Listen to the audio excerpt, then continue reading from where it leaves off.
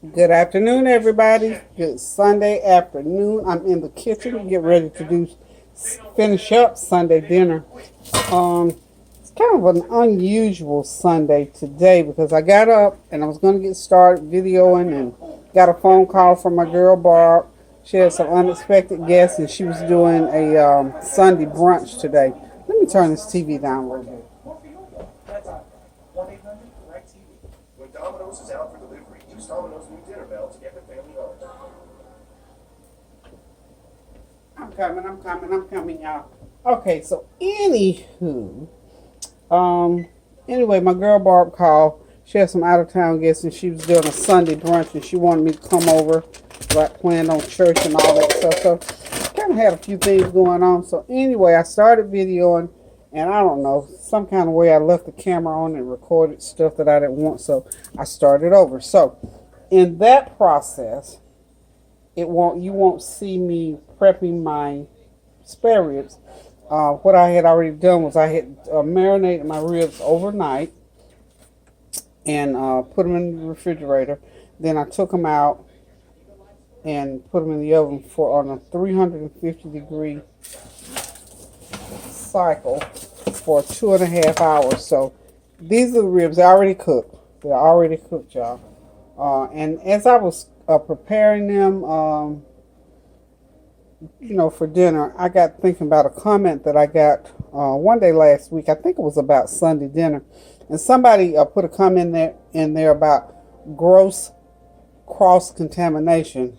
And I won't say I took issue with it, but it gave rise to concern because that's a very serious thing to say, and especially if you didn't point out what you were talking about and explain what you were talking about. Because what I usually try to do when I'm cooking, I'm talking, I'm explaining all at the same time. So let me just say this a little bit about cross-contamination, and I'll move on and tell you how I got these ribs to this point.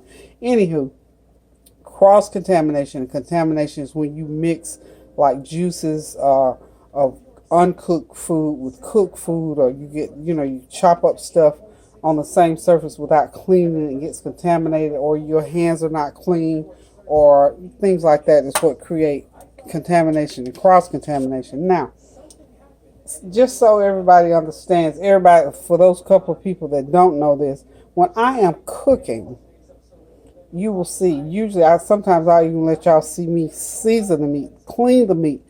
When I'm dealing with one kind of meat, I'm dealing with that one. When I finish, I clean my surfaces thoroughly with Clorox and Ivory liquid. Have always done that for the 60 plus years that I've been in the kitchen. Never had an incident with cross-contamination, contamination. Never had anything that even resembled contamination. So I said all that to say this. The person, you know who you are. I'm not going to call you out by name.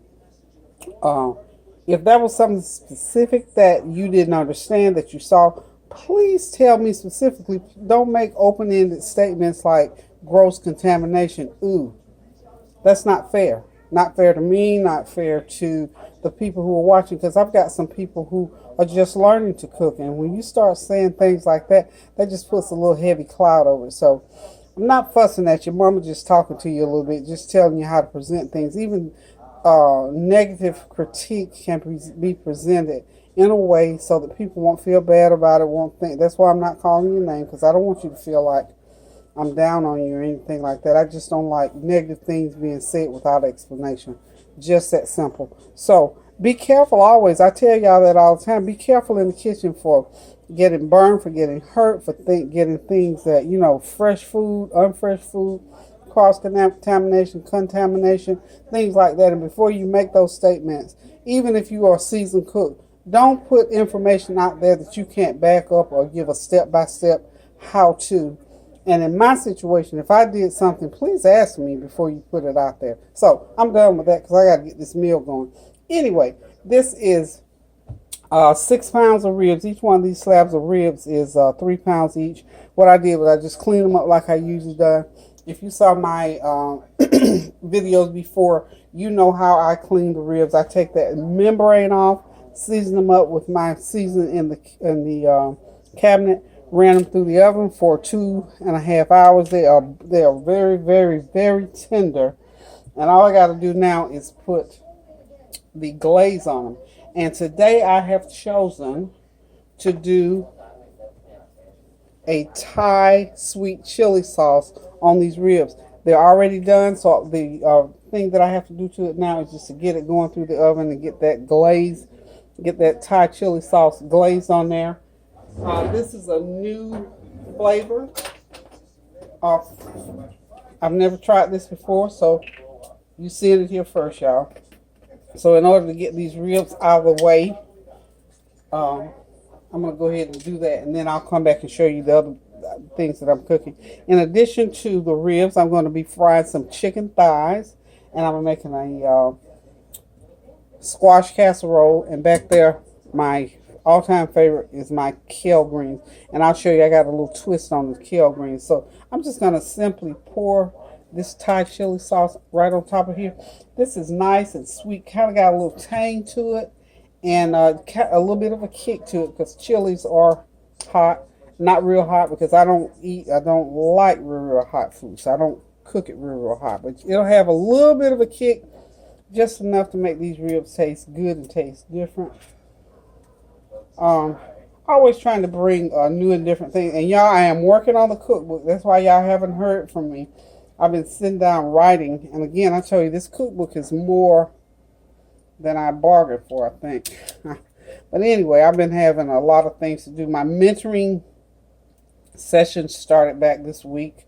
I had a couple of doctor's appointments this week, so I've been real busy this week, and I helped Barbara out in her restaurant one day this week. So I've just been real busy this week, y'all. So y'all forgive me if I've not been very responsive to your comments, but know that I love you and I appreciate you. And I'm getting in there, and I'm reading as much as I can. And y'all know me, I try to answer as many comments as I can. And I don't do like one word answers, very rarely. So just want y'all to know I love you and I still appreciate y'all. And I want y'all to keep right on watching me, because I'm going to keep doing my videos. But I'm trying to catch up. I'm trying not to get so far behind with this cookbook, because I do, seriously, y'all, I want it out for the holidays. And, I got all this cooking that I'm going to have to do for Thanksgiving. So let's get these all marinated up real good. And I'm hoping that marinade is going to go right. So I want to keep a little. You know what? I don't know. Don't ask me why I didn't buy but one bottle. I don't know. But anyway, I think this is going to be enough. And all I'm going to do is I'm going to put these under the broiler, because they don't need to really cook anymore. They just need to glaze over and get this Thai chili sauce going on there. So that's going to be some good eating, y'all. Okay? So that's done. I want that task complete and out of the way. So that task is complete and out of the way. So these are cooked. So there's no contamination to be done over here. So anybody that's thinking, oh, she got that near the squash. No, they're done. Okay. Now all we got to do, like I say, is just let them go ahead and glaze. And it's going to take about 15 minutes to glaze, because I'm going to put them on a low broil. I'm going to put my oven on a low broil and start. Okay, I have already cooked the squash. Okay, this is yellow squash. I'm going to be making a squash casserole. So, for the most part, you're going to see a step-by-step on this. You won't see every single step, because I don't want to put that much time. I don't want the video to be that long. So these squash, make sure that you wash squash. I don't know how they look all pretty and clean when you get them, but if you do not wash them properly, I'm telling you, you will get a piece of grit in your mouth, and that just ends it for me. Okay, so make sure you wash them really good, and that's what I've done with these. That pan's hot, y'all. Let me get a dish towel. Here we go. Okay, so they're all. I've just taken them off the fire, so they're done. And I'm just gonna drain them in my colander. And of course, I got some Italian blend cheese, and I've got some sharp cheddar cheese that's gonna go into the squash as I make up the filling for it. So. Also, when I cooked my squash, I put some salt in that water so they will, squash, you have to be very careful with squash. So that's why I went ahead and put some salt in while I was cooking them, so it won't taste too bland. I'm tasting one. Because if you don't, what will happen? You'll keep putting salt in there. You get too much salt going. You don't want that. So, okay. I got those squash all drained. And I'm basically going to just whip them up in the same pan. And I'm going to put them in a nice baking dish. Y'all know I buy lots of these this time of year. These little tin baking pans. So I'm going to put in one. I'm going to cook in one of those tin baking pans. I'm going to go off camera. And I'm going to decide with me, myself, and I whether or not I want to make a cheese sauce or if I'm just going to put that cheese in there in between. So I'll decide in a minute. And so I've got let me show y'all. This is I'm going to say 6 medium squash. That's what I put, what I'm using for this particular casserole. And I'm going to be using 3 medium onions, okay? Because I'm going to use the other onion. Well, I think what I'm going to do is this. I've got my onion also cut up to use for my kale. You not put onions in the kale. So I'm going to use this 1 large onion and 2 medium onions for the squash. 6 squash and then 3 onions, okay? So I'm going to go ahead and chop this onion up, and all I'm going to do with it once I get it chopped, and remember, I told y'all, I chop right here on this surface here. Okay? It's already been sanitized, but what I always do, of course, you all don't always see it. But I'm just going to get my little Clorox thing going on here.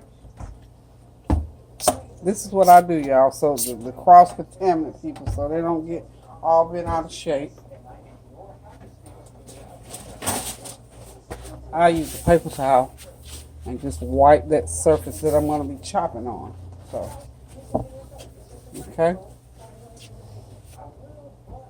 And then I'll take my Clorox out dish towel. I did read somewhere microfiber is really good to use in the kitchen because it keeps you, it absorbs a lot of the germs and whatnot. So I might even invest in some microfiber. So got my big knife today, y'all. So I'm just going to take this onion and just go ahead and cut it up and drop it in there, and then I'm going to start mixing. So that's what I'm going to do as I go off camera. This will just save a lot of camera time. So I'll be right back, y'all. Hey, y'all, I'm back. I am on the stove. Y'all. I'm getting ready to go ahead and do the kale. Okay, new flavor for the kale. I went to the Piggly Wiggly today. Pour just a little bit more water in there. I went to Piggly Wiggly today, and I got me a cured ham bone. I'll show it to y'all. And I went ahead and started boiling it so I could boil that flavor out. It's got plenty of salt in it. See that? So I'm cheating a little bit today. So anyway, y'all know that little rank meat flavor? Okay. So I boiled it up, and it had so much flavor in it. I am going to be able to take this out of here and probably use it again because it's real salty. So you can use it, I guess. You know, I'm thinking I can because I don't want to make it too salty. So I've got it boiled up in here, and if I could have cut it in half, I would have done that, but I couldn't cut it in half. And with kale, nobody's going to really eat that meat out of there. Nobody but me if it gets eaten at all. So what I'm going to do, I'm just going to pull some of that meat off, and I'm going to take that bone out. Just a little bit of that meat. It's real salty. So be careful with the salt, y'all. I think I got enough of that meat off. Because with kale, I usually don't have meat in the kale anyway. Except if I have like a turkey, some turkey parts or something like that. So anyway, I got that flavor all boiled into the water. Now, I'm going to go ahead and throw some onions in there. Okay? This is about 6 cups of water is what I had to boil that meat in. And I got it to a rolling boil. Also, I had about a cup full of juice off of the off those ribs. So I poured that in there. So any kind of flavoring like that, you can go ahead on it and just do your own thing. You know me and flavor. I like all kinds of flavor. So what I'm going to do is just start putting the kale greens into this water while it's boiling. And of course, I always cook 2 bags, which is like 2 pounds. And that's a lot of weight for kale because, greens don't have any weight to them per se. So we just put them in there. Probably get 1 bag in there at a time. Let it cook down. And then I'll put some onions on top, stir them up. And then those little stems and all, if you cook them long enough, every bit of that is wonderful to eat. So they're cooking. I'm going to let them boil down. When they get boiled down enough, I'm going to go ahead and stir them. And then I'll put some more onion in them, put the lid on them, and cook them for about 1 hour and 15 minutes. And this pot of kale will be ready to eat. Also on the back, I decided to make a cheese sauce. So I'm just going to let it go with the cheese sauce, y'all. And make sure that when you're cooking that kale, let me stir my cheese sauce back there. I don't want it to stick. But when you're cooking that kale, make sure that when you start it out on high at a rolling boil, just like I've got it here. So, hold on for me, and the next time I let you look in the pot, it'll probably be finished cooking. So, hold on. Okay, y'all, I'm back. Got my cheese sauce made up over there. I'll let y'all see it when I get ready to pour it. I decided to go ahead and make a little bit of cheese sauce instead of just letting the cheese just regular melt through there. So what I got going on here is I've got, remember, 6 medium squash, and I decided just 2 medium onions in there. Now, remember, wash those squash really, really, really, really good so they won't be gritty. Okay, now I boiled them until they were tender. Sliced them, boiled them until they're tender. Chopped up that 2.5 onions. Put them in there. And now I'm ready to mix and get everything else mixed together with it. Okay, so just mix it in like that. And I'm not going to put any more salt, but what I am going to put in there is about a good teaspoon of my complete seasoning. A good teaspoon of complete seasoning. And then I'm going to go ahead and start putting my cheeses in there. And I'm going to run it through the oven and get it ready to bake, y'all. And just make sure, because squash is one of those vegetables that is very watery. So if you have too much water in there, it's going to come back at you. It'll come to the top of your casserole. So this is squash casserole. So remember, make sure, sorry about running that water. What I'm going to do one more time, because I see more water in the bottom of this container than I want to see. So I'm going to rinse them again. And you can just take a paper towel and press them to make sure that you press all the water out of these squash now, because you don't want no watery squash casserole. I don't. Remember now, squash is very rewarding. Now, when you just fry squash, you're okay, because the heat will just cook it and absorb it all. But this way, because it's steaming, a lot of steam going in there. So I'm just going to go ahead and put my squash right back in my bowl. And this is not cross-contamination, y'all. This is like, doing the same thing. And this stuff is already cooked. And it's clean.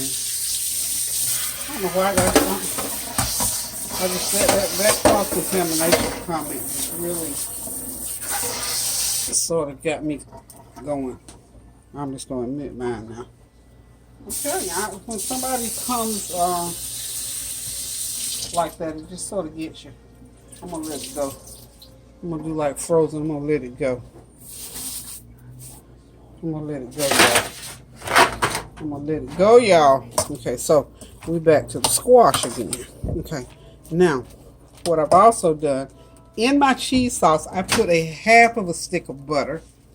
Now, into my squash, See, there's more liquid. I'm gonna pour, that's like a stick of butter, okay? Extra flavor, y'all. Extra flavor. Now, this is casserole, will be in my cookbook. And y'all see how I modify stuff. Now, it may or may not have all these ingredients that I'm putting in here today. But I might somewhere on the outside, when I say, and then I'm going to put a teaspoon of black pepper in there too. Let me get my camera. I don't have my camera. Y'all don't see what I'm doing. There we are. Okay. I just put in a teaspoon of the black stuff in there, y'all. Excuse me, it's black pepper. Okay, so a good heaping teaspoon of black pepper. Okay. You could eat that right like that if those onions were done. Now, this is the same way. Okay, yeah, let me just stop right here. This is how I basically do fried squash. The same mixing process. I'm looking at my ribs too, baby. They brown and pretty in that oven. I'm letting them glaze really, really good. I wish if I could move it. I'm scared to move my camera. But they'll be coming out there shortly. I'm going to turn that oven off. I don't want them to over brown. I don't want them hard. I want them nice and tender. But anyway, okay. Squash like this. At this point right here, it's where if you're going to fry your squash like fried squash, same to this point, this is what you do. And then you get you some hot oil and some butter in a pan, and you throw it in there, and you just fry them until those onions get nice and soft, and you see some little brown crispies in there. Same process, but we're gonna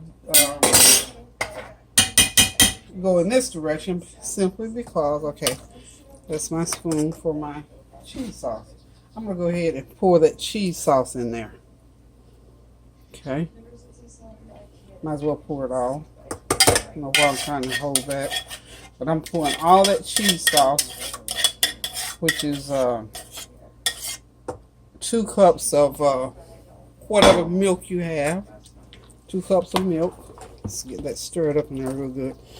2 cups of milk and 1 cup of half and half, or cream, or whatever you have. Whew, that's gonna be real good. Real good, y'all. Real good. Okay, got that all mixed up.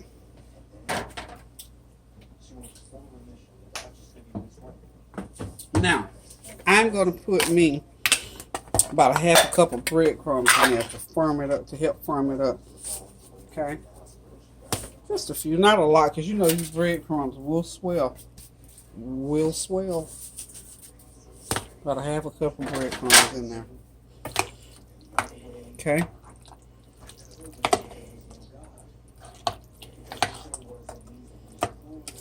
Wow, this one. And by the way, these are not just the plain breadcrumbs. These are your Food Line brand Italian breadcrumbs. So we're just going to throw those in there. And now I'm ready to start putting the casserole into the pan. It has, I didn't put any extra salt, just that, just the complete seasoning. Okay. See, I could let it go like right there.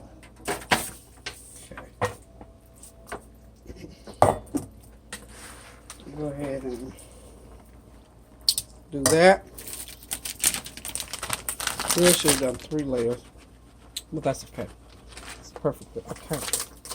I'm going to come in. This is about a cup of cheese here. And then I'm going to sprinkle it with the... Ooh, I did not turn my... Oh, yeah. Those, ooh, where do y'all see these ribs? They're perfect, y'all. Okay. Make sure we have lots of cheese, y'all. Lots of cheese in between there. Lots of cheese in between there. Okay. And then we're going to put the rest of that mixture on top.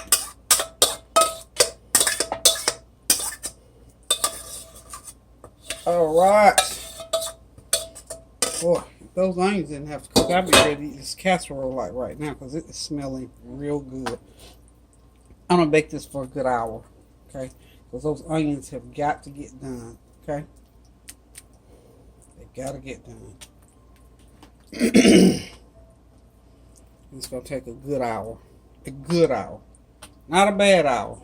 Not a half hour, but a good hour. Okay. I'm going to set that oven on 350, y'all. I'm going to sprinkle with more cheese. Put another cup of cheese on top here.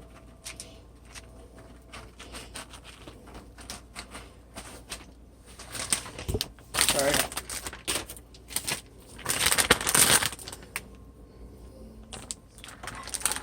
I guess I can measure that to make sure. Okay. I'm coming with my other cup of cheese, y'all.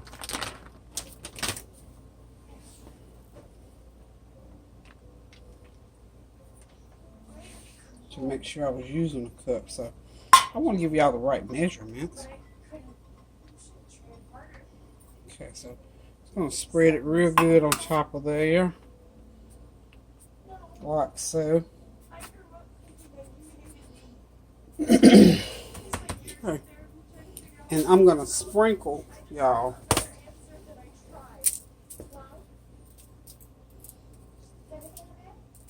give it a little bit of a crunch. Just a few breadcrumbs on top there. Okay. Now. Okay, y'all. Now. I'm going to set my oven on 350 degrees. But before I do that, I'm going to go ahead and get my ribs out. Because I believe they're done glazing. Ow!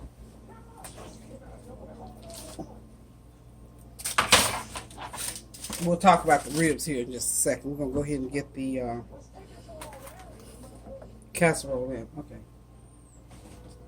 Casserole in at 350, and we're going to set it for 1 hour. So we're going to bake it for 350. Okay. And we're going to cook the 1 hour. Okay. So we got all that done. So hold on one sec for. Okay, y'all, those Thai sweet chili sauce ribs are done. I have glazed that Thai sweet chili sauce on them. They are wonderful. They are delicious. I'm just going to cover them up until time to eat. Now, the last thing I've got to do right now is go ahead and get this chicken ready to fry. So I'm going to go ahead and put the ribs away. Of course, my kale is moving right along. It's cooking just like it should. It's been cooking for a good 30-40 minutes. So it's almost done. And of course, I've got the casserole in the oven. So hold on just a minute, and I'm going to come back and we're going to get this chicken fried up, these chicken thighs. We've fried chicken before. It's the same traditional way. It's just that I'm frying chicken thighs. And I'll explain to you a couple little extra things for extra flavor that I'm going to be doing to those chicken thighs as soon as I come back. Okay, y'all, I'm back. I'm just going to give y'all a sneak preview of these chicken thighs that I'm getting ready to fry up over here. As I told you before, I think, if I didn't, I'll just go ahead and mention it now. I've been had these chicken thighs in the freezer, and they've been marinating for over a week ago. That's about a big batch of thighs. Had so many of them, I thought, well, you know what? I think I'm just going to season some up so when I get ready to fry some, they are wonderful fried. Okay, this is how I'm going to do these thighs. Okay. Something just cut in on mine. Okay, there it goes. Okay, this is some half and half milk. This is flour and a little bit of bread, those Italian breadcrumbs. This is lemon juice. Remember I told you when you want buttermilk and don't have buttermilk, just put you some lemon juice into milk and it'll turn right into, give you that buttermilk flavor. Okay? Just make your own buttermilk right there on the countertop.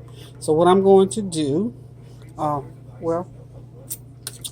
yum yum. If I had a piece of cornbread, I'd throw it off in that milk, and I have me some cornbread and buttermilk, y'all.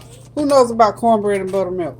Okay, this is what my chicken thighs look like when they were in the freezer frozen up. I put 3 like oversized chicken thigh tenders is what they amount to. So all I did was just put them in there and season them up and froze them. Well, the last batch just slipped right on out of there. There we go. Just slip them right out of there like that. Okay, we're done with that. Okay, off to the side. And even though I've already seasoned them, there's about 12, I think, in there. What I'm going to do is just hit them with just a little bit more of that complete seasoning, just to make sure I got enough seasoning on. Got my oil over here already heated. Oh yeah, it's good and hot. And then what I'm going to do, I'm going to take the bag that I had them frozen in, and I am going to pour that milk mixture into this bag. I'm going to pour it right in there like so. Okay. You don't need a lot. Put that off to the side over there. And I'm just going to take and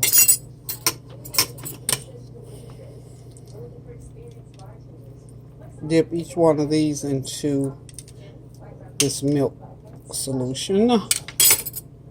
Okay, I think I didn't do both sides of these. So let me get the other side there a little bit. Okay, that should be a plenty. So, just gonna dip them in there. So remember, you can do these weeks ahead. Doesn't matter how many weeks ahead. Just dip in that milk like that. In fact, you can put multiple ones in there. I think 3, 4, oops, 5. Wow, I got a bunch. I thought I only had 9. I must have 12 in there. Okay, so what I'm going to do is just get them coated like so. Just like that, not a whole lot. Doesn't take a whole lot. Then I'm going to take them, just throw them right over into the flour. Drain them a little bit. Throw them into that flour. And remember I got some of the Italian breadcrumbs in that flour also. So I think this pan will hold 6 at a time.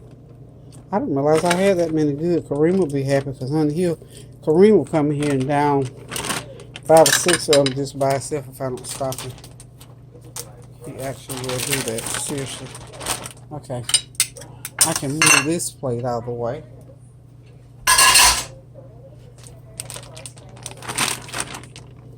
Okay, now slide this forward.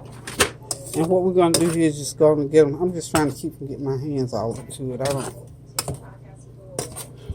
And you know, for people who don't like to stick their hand, I don't mind getting my hands in the grease or in the flour, whatever I'm cooking. It just doesn't matter. But just showing you from the standpoint that if you don't want to stick your hands in it, y'all, and gloves is just out for me. That's just another way, just too much. I don't do gloves when I'm washing dishes. I cannot. I mean, I won't say I cannot. I do not, because I just don't like to. Now, I don't want that grease too hot, because you know why? Can anybody tell me why we don't want the grease too hot? Because the milk will burn. It'll brown up before you get it done. So that grease, ooh, yeah, it's real hot. So what I did, I turned that grease off, y'all, because I've been had it sitting there for about 10 minutes. And if I was frying regular chicken, I would probably leave it that hot. Oh my God, that one's too. You know what? I want these almost like. Let me get my meat scissors.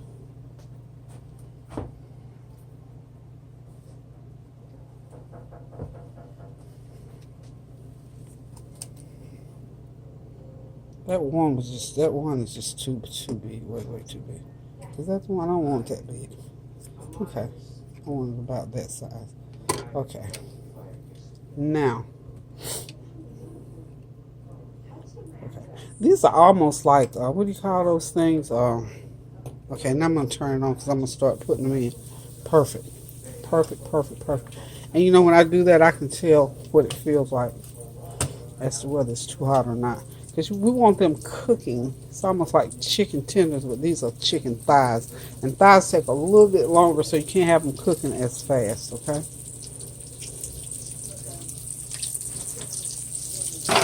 And these will probably have to cook about 5 or 6 minutes on each side, and they'll be done. Because I did just slice them open and See, these are good size like that. I like that size there. That's good. That's a good size. And if you get a couple of big ones in there, it's okay. This one there, I'm not going to worry with it. I am not going to worry with it. Just going to put it in there just that size. So that's like, now if I was going to make like chicken sandwiches, that would be the size. Oh, that's a good one there. That's a good size for a sandwich. Put on a bun. Am I going to get all these in there, y'all? And these smaller ones, these are just like, what did I say, tenders. Like, that's a good tender. And you have to understand now, these are not breast meat, so turn that down. We don't want that heat up too hot. But we want it hot enough because we don't want it steaming. We want it cooking. So I'm going to shift these around a little bit, y'all. These like pan fried. And I didn't necessarily want the grease covering them. Put them like so. And last one. Okay. So I may have to add a little bit more flour to that. Okay. I'm going to set that on the edge right there. And turn that heat to about medium high. These here will sit there and soak in the milk.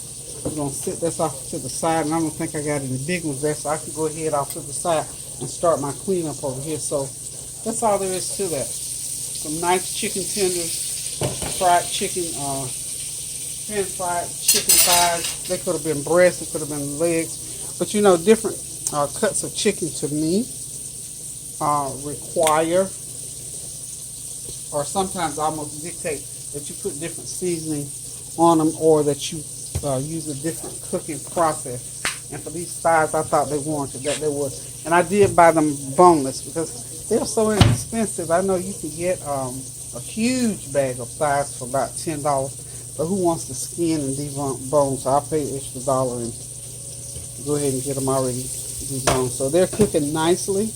And you know, like I said, it takes a little bit longer for chicken thighs to cook. That meat's a little bit more coarse, a little bit more dense. So we're going to let these cook for about 5 minutes on each side, and I'll be right back.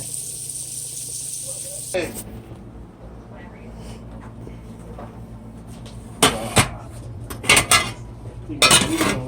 Huh? Yeah, just stick them right over there. Oh, okay, y'all. That's just me talking. My baby chick. Look at Nari. Act right. I got you on camera, boy. Come on. Boy. You better act right. Hey, sugar. Hey, sugar. Okay, anyway, let me get over here on the stove. Okay, y'all. Even though the flavor train pulled in, Tanya's not here today, but we're going to eat anywho. Anyway, my meal is ready. Now, I'm always ready. Okay, we got the kale greens. We got corn muffins. Squash casserole. Fried chicken thighs. And those sweet chili sauce ribs. So we ready to eat, y'all. So the natives are restless, so I'm gonna get this food going. They're ready to sit down and eat and relax. Tony's here, and over there is Kalila's back, y'all. She back in the house, y'all.